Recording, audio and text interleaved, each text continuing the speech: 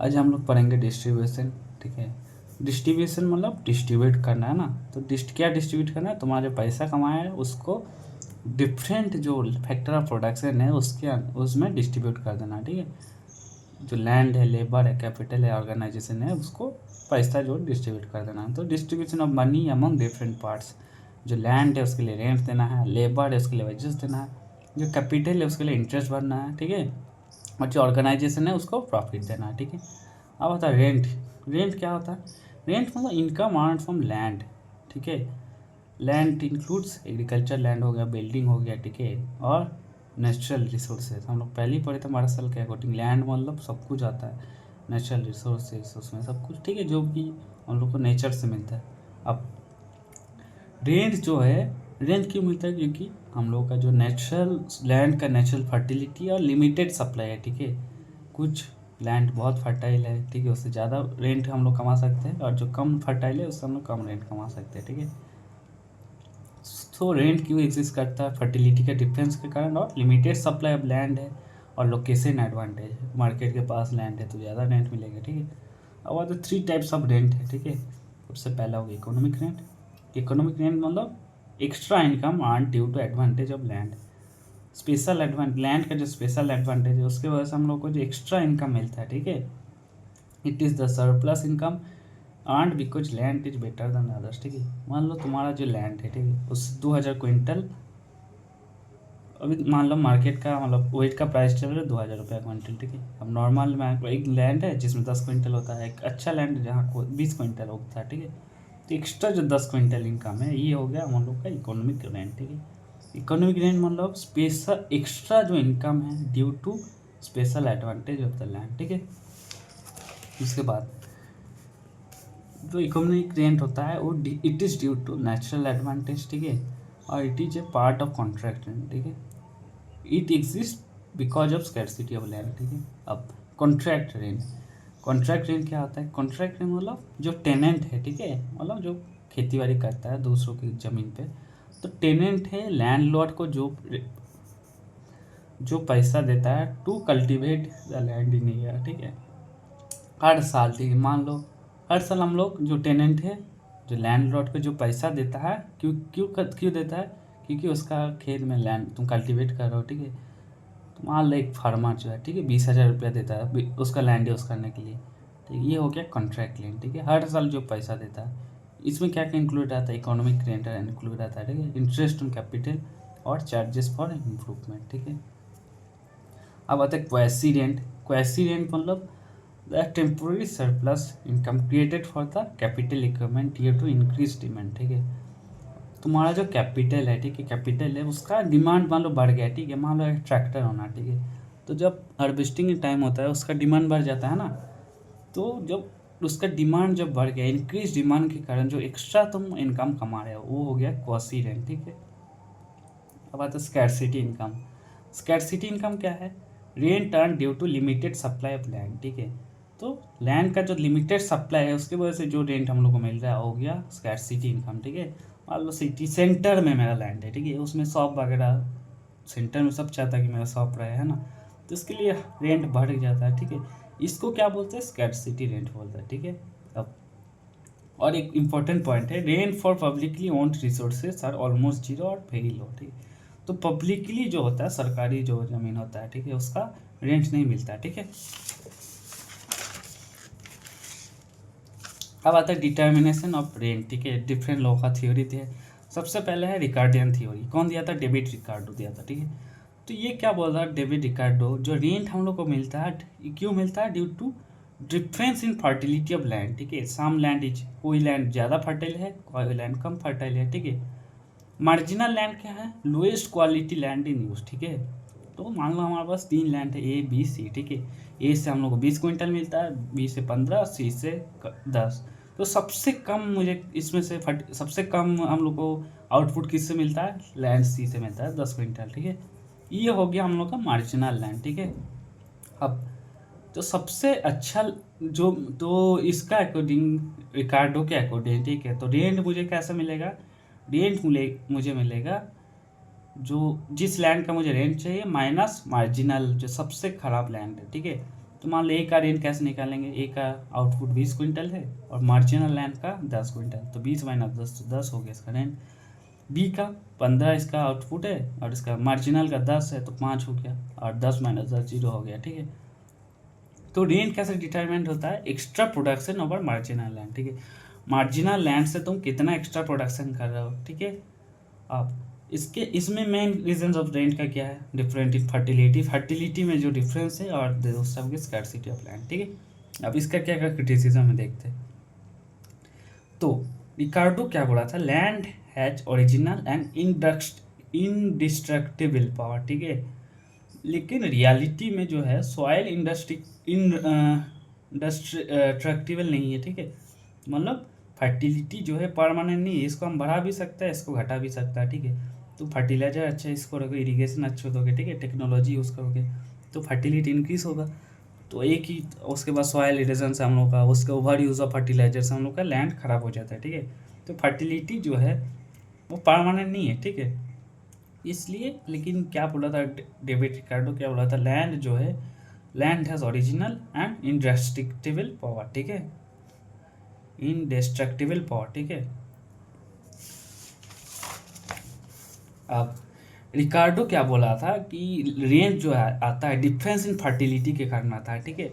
लेकिन ओरिजिनली क्या है, रेंज कैसा आता है, स्कैर्सिटी के स्कैर्सिटी की वजह से आता है, ठीक है।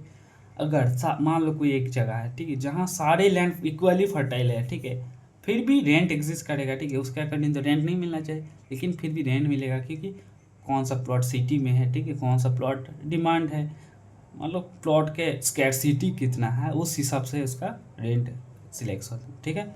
अब marginal land concept is not valid, ठीक है।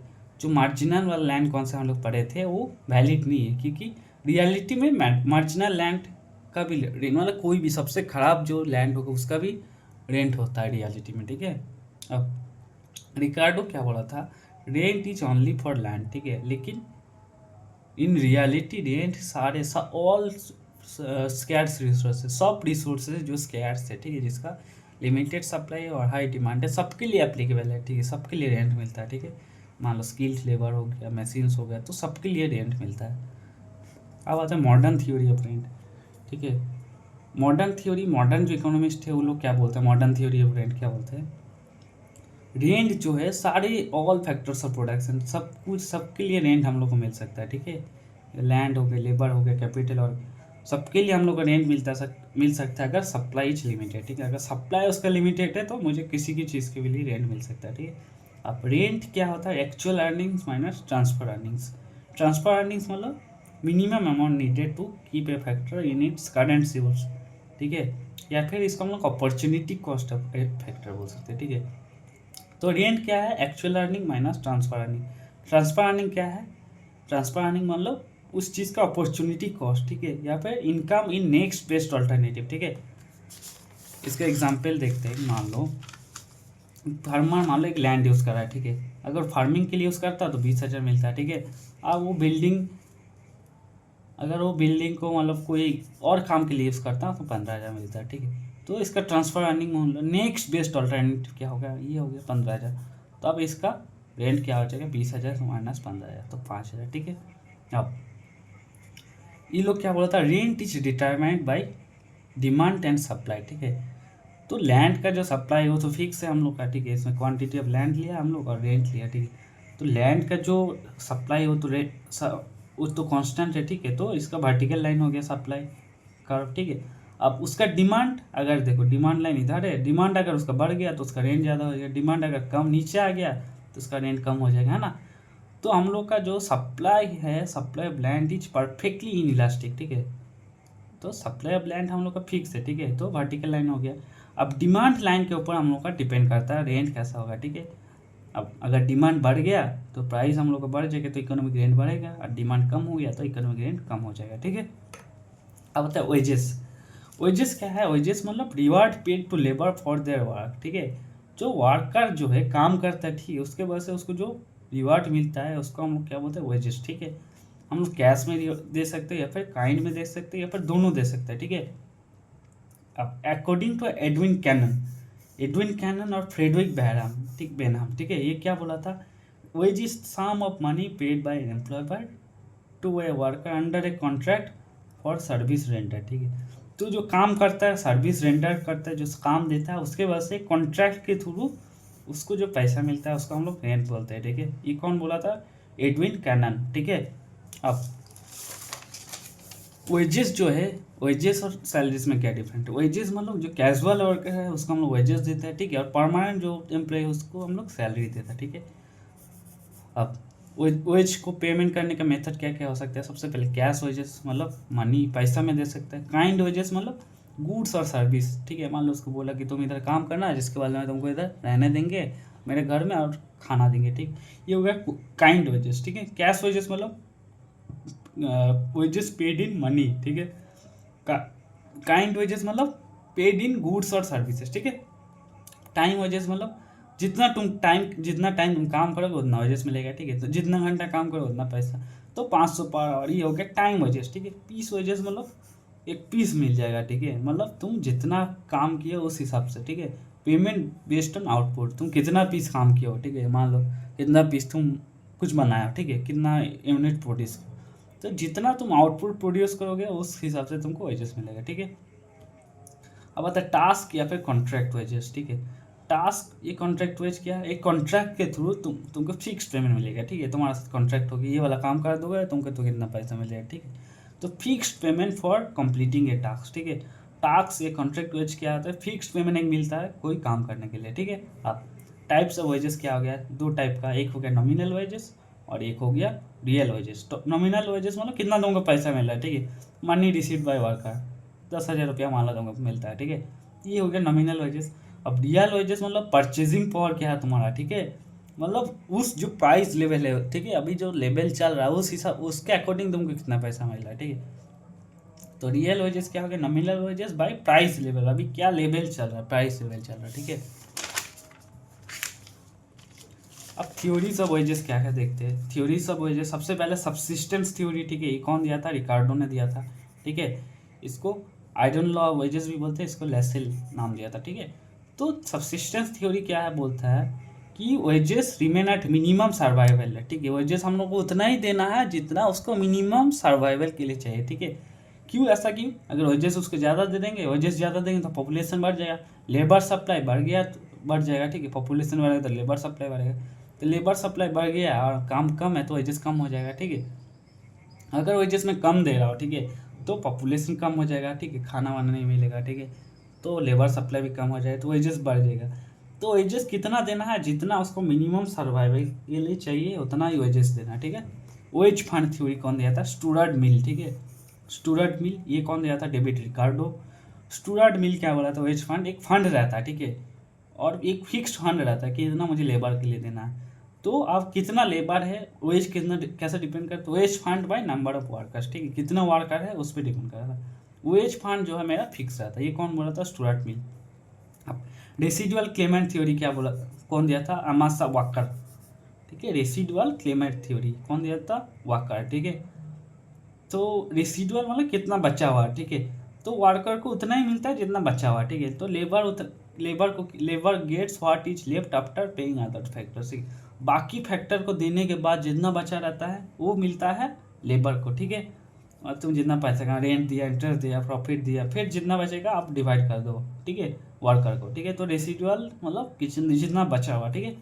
अब मार्जिनल प्रोडक्टिविटी थ्योरी, इसमें क्या है? It is wage is equal to value of marginal product of labour, ठीक है। तो एक वर्कर जितना एक्स्ट्रा आउटपुट दे रहा है, जितना एक्स्ट्रा आउटपुट प्रोड्यूस कर रहा है, ठीक है, उसको उतना ही सैलरी मिलेगा, ठीक है। मान लो एक वर्कर 500 का सामान बनाए, ठीक है, तो उसका वेज क्या हो जाएगा? 500, ठीक है। ये क्या है? Marginal productivity theory. अब मॉडर्न थ्योरी ऑफ वेजेस क्या है? मॉडर्न थ्योरी के अकॉर्डिंग जो वेज जो है डिमांड और सप्लाई पे डिपेंड करता है, ठीक है। तो लेबर का सप्लाई कैसे, डिमांड कैसे बढ़ता है? देखो, अगर तुम लेबर का वेज अगर बढ़ाओगे, ठीक है, तो वेज अगर बढ़ाओगे तो लेबर का डिमांड बहुत ज़्यादा रहेगा, ठीक है। वेज अगर कम करोगे तो लेबर का डिमांड, वेज अगर कम करोगे तो लेबर का सप्लाई कम हो जाएगा, ठीक है। देखो, लेबर का सप्लाई वेज अगर कम है तो लेबर का सप्लाई बहुत कम है, ठीक है। जितना वेज बढ़ाओगे तो लेबर सप्लाई बढ़ेगा, ऐसे ही डिमांड है। तो वेज अगर कम पैसे में कोई काम करने वाला ऐसा लोग, तो कंपनी को ऐसे ही लोग चाहिए, तो उसका डिमांड बहुत ज़्यादा है। और जब वेज पैसा जब बढ़ जाएगा, ठीक है, तो उसका डिमांड कम हो जाएगा, ठीक है। तो हम लोग वही देखते हैं। तो डिमांड, कोई लेबर का डिमांड कैसे है, अगर कोई लेबर प्रोडक्टिव है, ठीक है, उसका डिमांड, गुड्स का डिमांड ज़्यादा तो डिमांड बढ़ जाता है, ठीक है। और सप्लाई कैसे डिपेंड करता है, पॉपुलेशन पे, ठीक है, कितना पॉपुलेशन है, स्किल से, वर्किंग कंडीशन, ठीक है, उस पर डिपेंड करता है सप्लाई। तो डिमांड और सप्लाई जहाँ इंटरसेक्ट करता है वो हो गया हम लोग का वेज रेट, ठीक है। ऐसे ही हम लोग का वेज रेट डिसाइड होता है, ठीक है। डिमांड और सप्लाई जहाँ मैच करते हैं उधर हम लोग का वेज रेट फिक्स हो जाता है, ठीक है। अब आता है इंटरेस्ट। इंटरेस्ट क्या है, इंटरेस्ट जो हम लोग कैपिटल यूज़ किए हैं, ठीक है, कैपिटल यूज़ करने के लिए जो हम लोग पेमेंट देते हैं, ठीक है, जो एक्स्ट्रा मनी, ठीक है, मान लो पैसा मैं उधार लिया हो, ठीक है, उसको यूज़ करने के लिए मैं कुछ एक्स्ट्रा पेमेंट दूंगा, है कि नहीं, तो वो है गए इंटरेस्ट, ठीक है। According to Marshall, Alfred Marshall क्या बोला था, इंटरेस्ट क्या है, payment made by borrower for the use of loan over a period of time, ठीक है। तो बोरोवर जो पेमेंट देता है, ठीक है, उसका जो लोन उसको यूज़ करने के लिए over a period of time, एक टाइम पीरियड में, ठीक है। मेयर्स क्या बोला था, interest is the price paid for loanable fund. तो लोनेबल फंड है उसके लिए एक प्राइस देता है, ठीक है, ये कौन बोला था, मेयर्स। अब देखते हैं टाइप्स ऑफ इंटरेस्ट, ठीक है, किस किस टाइप का इंटरेस्ट होता है। सबसे पहले हो गया नेट इंटरेस्ट और एक हो गया ग्रॉस इंटरेस्ट, ठीक है। नेट इंटरेस्ट मतलब only payment included for using the extra using of money, ठीक है, तुम जो मनी को यूज़ किया उसके लिए जो तुम पेमेंट दे रहा हो, ठीक है, इसमें कोई एक्स्ट्रा चार्जेस नहीं रहता, ठीक है। मान लो तुम 10,000 उधार लिया हो, 1,000 इंटरेस्ट दे रहे हो, ये हो गया प्योर इंटरेस्ट, ठीक है, इसमें बाकी चीज़ इंक्लूड नहीं रहता। ग्रॉस इंटरेस्ट में क्या रहता है, इसमें प्योर इंटरेस्ट तो रहता ही है 1,000 रुपया, ठीक है, और इसमें इंश्योरेंस अगेंस्ट रिस्क, ठीक है, पेमेंट फॉर इनकन्वीनियंस, ठीक है, उसके बाद रिवार्ड फॉर मैनेजमेंट, ठीक है। तो बैंक ये सब भी चार्ज लेता है, ठीक है। तो ये सब जब इंक्लूड कर देते हैं तो ये हो जाता है ग्रॉस इंटरेस्ट, ठीक है। ग्रॉस इंटरेस्ट में क्या क्या इंक्लूड होता है, pure interest, insurance against risk, ठीक है, पेमेंट फॉर इनकन्वीनियंस, ठीक है, रिवार्ड फॉर मैनेजमेंट, ये सब भी इंक्लूड कर देंगे तो हो जाता है ग्रॉस इंटरेस्ट। अब थ्योरीज ऑफ इंटरेस्ट में देखते हैं। सबसे पहले है प्रोडक्टिव थ्योरी, ठीक है। इसमें ये क्या बोलता है, जो कैपिटल है प्रोडक्टिव है, ठीक है, कैपिटल प्रोडक्टिव है क्योंकि वो प्रोड्यूस करने में हेल्प कर रहा है ना। कोई मशीन मान लो हम लोग को हेल्प करता है गुड्स प्रोड्यूस करने के लिए, उससे हम लोग का प्रॉफिट जनरेट हो रहा है, ठीक है। तो capital is a productive thing, तो इसके लिए उसको हम लोग इंटरेस्ट देता है, ठीक है। ये हो गया प्रोडक्टिव थ्योरी। अब एब्सटिनेंस या फिर वेटिंग थ्योरी, ठीक है, ये कौन दिया था, नवाब विलियम सीनियन, ठीक है। ये क्या बोला था, interest is reward for saving not consuming ना, ठीक है। मान लो तुम्हारे पास 10,000 आता है तो तुम चाहोगे तो उसको खर्च करके मजा लोगे, है कि नहीं, खर्च करोगे तो मान लो आइसक्रीम खरीद ले कर ले, लेकिन फिर भी मैं उसको सेव कराओ, ठीक है, उसके लिए मुझे जो रिवार्ड मिल रहा है, तो ये हो गया एब्सटिनेंस या फिर वेटिंग थ्योरी, ठीक है, मैं वेट कर रहा हूँ ना, उसके लिए मुझे जो रिवार्ड मिल रहा है। तो ऑस्ट्रियन या फिर एगियो थ्योरी, ये कौन दिया था, यूगन वॉन बैन बायवर्क, ठीक है। ये बोला था ऑस्ट्रियन थ्योरी में, जो प्रेजेंट गुड्स है, ठीक है, जो प्रेजेंट में जो यूज़ कर रहा है वो are more valuable than future goods, ठीक है। अगर 100 रुपये तुम आज है तुम्हारे पास और 100 रुपये 1 साल बाद आएगा, तो 100 रुपये आज जब है तुम्हारे पास तो उसका वैल्यू ज़्यादा है, ठीक है। 100 रुपये 1 साल बाद आएगा तुम्हारे पास, उसका वैल्यू कम हो जाएगा, ठीक है। तो प्रेजेंट का वैल्यू ज़्यादा रहता है, ठीक है, इसलिए लेंडर जो है इंटरेस्ट चार्ज करता है, ठीक है। अब आता है टाइम प्रेफरेंस थ्योरी, ये कौन दिया था, Irving Fisher, time preference theory दिया था, ठीक है। तो ये क्या बोला था, people prefer present consumption over future consumption, ये भी लगभग सेम ही है, ठीक है। तो तुम अगर अभी सब चाहता कि मैं अभी खर्चा कर दूँ, ठीक है, मान लो मोबाइल मुझे लेना है तो मैं चाहता अभी ले लूँ, ठीक है, लेकिन you prefer to spend money, सब लोग चाहता कि स्पेंड मनी अभी खर्चा करें, ठीक है, लेकिन टू डिले द कंजप्शन, तो जो कंजप्शन उसको मैं डिले कर रहा हूँ उसके लिए मैं एक इंटरेस्ट चार्ज करूँगा, ठीक है। तो पीपल क्या करता है, सब लोग चाहता कि अभी खर्चा कर दे, लेकिन जो कंजप्शन को मैं डिले करने के लिए वो इंटरेस्ट चार्ज करता है, ठीक है। अब आते हैं लोनेबल फंड्स। लोनेबल फंड्स वाला जो थ्योरी है कौन दिया था, नॉट पिक्सेल, ठीक है। उसके अकॉर्डिंग इंटरेस्ट कैसे डिटरमाइन होता है, demand and supply of loanable funds, ठीक है। लोनेबल फंड्स का डिमांड सप्लाई क्या कहाँ से होता है, मान लो जो तुम सेविंग्स रखते हो, ठीक है, बैंक में जो पैसा सेविंग्स करते हो बैंक का जो मनी होता है, बैंक मनी या फिर नेट मनी, जो बैंक जो पैसा कमाता है ड्यू टू लेंडिंग, उधार उधार देके जो पैसा कमाता है, ठीक है, ये हो गया सप्लाई, लोनेबल मनी का सप्लाई, ठीक है। अब लोनेबल मनी के डिमांड कहाँ से आता है? इन्वेस्टमेंट, ठीक है। मान लो तुम कुछ इन्वेस्टमेंट करोगे, मशीन खरीदोगे, ठीक है। उसके बाद होर्डिंग, ठीक है, मान लो तुम लेकर रख दिया, कुछ काम नहीं कर रहा हो, ठीक है, तो ये होगा होर्डिंग, बैंक से उधार लिया, होर्डिंग कर लिया। तो ये saving S plus same is equal to I plus H होता है, ठीक है। तो सप्लाई अगर ग्रेटर देन डिमांड हो जाएगा, ठीक है, तो इंटरेस्ट ये लोग कम कर देगा, ठीक है। सप्लाई उसके पास है, डिमांड नहीं है, तो इंटरेस्ट रेट कम कर देगा, ठीक है। अगर डिमांड ज़्यादा हो गया, सप्लाई कम है, तो इंटरेस्ट रेट ये लोग बढ़ा देगा, ठीक है। तो एक्सेल के अकॉर्डिंग इंटरेस्ट रेट कैसे डिफाइन होता है, डिटरमाइन होता है, demand and supply of loanable funds, ठीक है।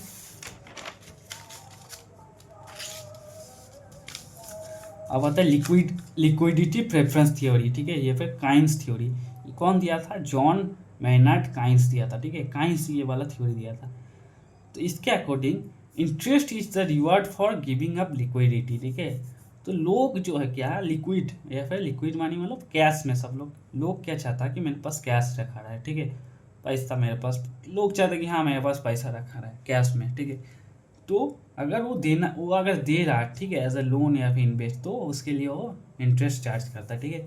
तो लिक्विडिटी प्रेफरेंस मतलब क्या है? लोग चाहता कि उसके पास लिक्विड फिर मनी उसके पास रहे, ठीक है। क्यों मनी चाहता है? मनी रहे, ट्रांजैक्शन मोटिव, ठीक है, कुछ ट्रांजैक्शन कर, उस मनी से वो ट्रांजैक्शन करेगा, फूड खरीदेगा, बिल्स देगा, ठीक है।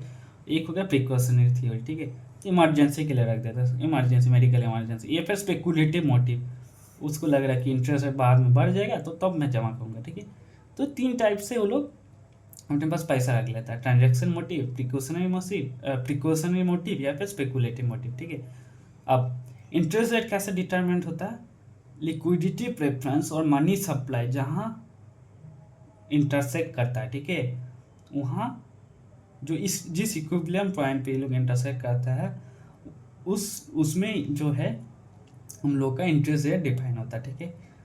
तो जो ग्राफ लिए हम लोग, इसमें क्वांटिटी बनी लिया हो और इसमें वाई एक्सिस में हम लोग को लिए इंटरेस्ट रेट, ठीक है। अब इंटरेस्ट रेट जब इंटरेस्ट रेट ज़्यादा रहता है, ठीक, इंटरेस्ट रेट जब ज़्यादा रहता है तो क्वांटिटी ऑफ मनी हम लोग के पास कम रहता है, ठीक है।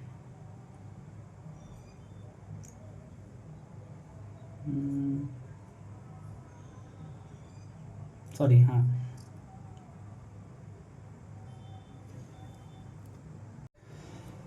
तो हम लोग जो देख रहे थे, एक्स में हम लोग क्वांटिटी ऑफ मनी रखे और वाई में इंटरेस्ट रेट रखे, ठीक है।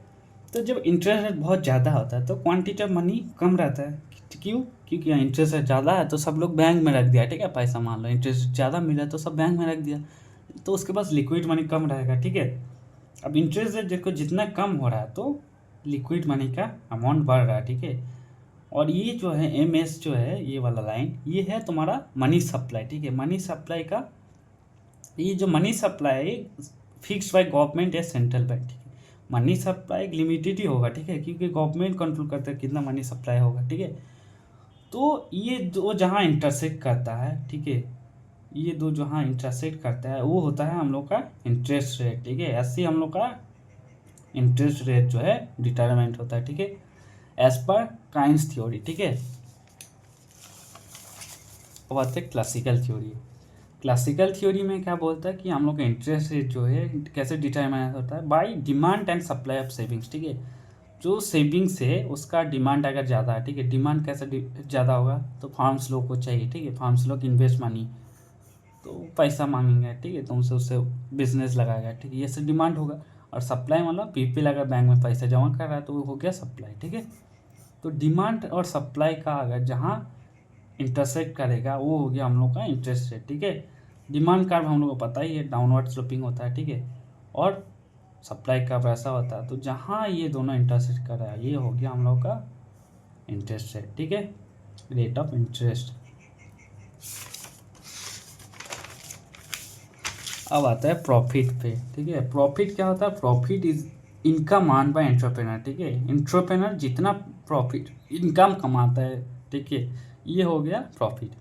प्रॉफिट किस लिए मिलता है? Profit is the reward of taking decision, वो बहुत डिसीजन लिया है, ठीक है, रिस्क लिया है, बिजनेस को मैनेज किया है, ठीक है, और इसके बदले में इसको रिवार्ड मिलता है एज ए प्रॉफिट, ठीक है। प्रॉफिट दो टाइप का होता है, एक हो गया ग्रॉस प्रॉफिट, एक हो गया नेट प्रॉफिट, ठीक है। ग्रॉस प्रॉफिट मतलब टोटल सरप्लस ऑफ रेवेन्यू, ठीक है, ओवर पेड आउट कॉस्ट। तो जितना कॉस्ट पेड आउट किया उसके बदले में जितना टोटल उसका जो रेवेन्यू हो गया, ठीक है, इसमें नेट प्रॉफिट इंक्लूड रहता है, डिप्रिसिएशन हो गया, मेंटेनेंस चार्ज, ये सब इंक्लूड रहता है, ठीक है। मान लो रेवेन्यू उसका हो गया 1 लाख, अब पेड आउट कॉस्ट हो गया 70,000, ठीक है, अब उसका जितना बचा हो गया 30,000 प्रॉफिट, ठीक है। अब नेट प्रॉफिट क्या है, नेट प्रॉफिट मतलब और भी जो एक्सपेंसेस होता है, ठीक है, टैक्स हो गया, ये हो गया, वो सब देने के बाद जब पैसा उसके पास जो पेमेंट बचता है, ये हो गया नेट प्रॉफिट, ठीक है। अब थ्योरीज ऑफ प्रॉफिट, ठीक है, एक पहला थ्योरी कौन है, रियल थ्योरी ऑफ प्रॉफिट, कौन दिया था, फ्रांसिस अमासा वर्का, ठीक है। ये क्या बोला था, profit is like a rent of ability, ठीक है, तुम्हारा जो एबिलिटी है ना, जो एबिलिटी है उसके बदले में तुमको रेंट मिल रहा है, ठीक है, ये हो गया, तो वही चीज़ हो गया तुम्हारा प्रॉफिट, ठीक है। वेज थ्योरी ऑफ प्रॉफिट क्या है, ये कौन दिया था, फ्रैंक विलियम्स टॉसिक, ठीक है। ये क्या बोला था, profit is a ways for entrepreneur, जो एंटरप्रेनर है, ठीक है, उसको वेज जो मिल रहा है, ये हो गया उसका प्रॉफिट, ठीक है। एंटरप्रेनर जो है वर्क्स एज ए लेबर, ठीक है, और जिसके बदले में उसको प्रॉफिट मिलता है एज ए रिवार्ड, ठीक है, काम करने के लिए। अब डायनामिक थ्योरी ऑफ प्रॉफिट कौन दिया था, ये दिया था जॉन बेट्स क्लार्क, ठीक है। ये क्या बोला था, profit arise due to changes in dynamic condition, ठीक है, मतलब कंडीशन में डिफरेंट बहुत चेंज होता है ना, change in demand, new technology, ठीक है, पॉपुलेशन ग्रोथ होता है, ये चेंज को मैनेज करता है, जिसके बदले में प्रॉफिट अपॉर्चुनिटीज़ होता है, ठीक है। ये चेंजेस में, इस चेंजेस के वजह से प्रॉफिट अपॉर्चुनिटीज़ मिलता है, ये कौन बोला था, जॉन बेट्स क्लार्क, ठीक है। अब रिस्क थ्योरी ऑफ प्रॉफिट, ठीक है, ये कौन दिया था, फ्रेडरिक बर्नार्ड हाउली, ठीक है। ये क्या बोला था, profit is reward for taking risk, ठीक है। तो जो रिस्क लेता है, ठीक है, बिजनेस हो सकता है फेल भी कर जाए, ठीक है, फेल करेगा तो उसका लॉस हो गया, सक्सेस कर गया तो उसका प्रॉफिट हो जाएगा। तो जो रिस्क जो लेता है जिसके बदले में वो प्रॉफिट कमाता है, ठीक है, ये कौन बोला था, फ्रेडरिक बर्नार्ड हाउले, वो कौन सा थ्योरी दिया था, रिस्क थ्योरी ऑफ प्रॉफिट। अब अनसर्टेनिटी बेयरिंग थ्योरी, ये कौन दिया था, फ्रैंक एच नाइट, तो ये क्या बोला था, profit is reward for uncertainty, ठीक है। बहुत से हम लोग को फ्यूचर का नहीं पता, ठीक है, फ्यूचर बहुत अनसर्टेन है, मार्केट हो सकते ख़राब हो जाए, ठीक है, वेदर ख़राब हो सकते हैं, तो अनसर्टेनिटी को मेंटेन करने के लिए जो रिवार्ड मुझे मिल रहा है, ये हो गया मेरा प्रॉफिट, ठीक है। तो फ्रैंक एच नाइट जो दिया था अनसर्टेनिटी बेयरिंग थ्योरी, ठीक है। अब इनोवेशन थ्योरी ऑफ प्रॉफिट कौन दिया था, जोसेफ स्कैम्प्टर, ठीक है। तो ये क्या बोला था, profit as a due to innovation, ठीक है, इनोवेशन के कारण हम लोग के पास प्रॉफिट आता है, new product, new technology, new method of production, इसके बदले में मुझे प्रॉफिट कम होता है, ठीक है।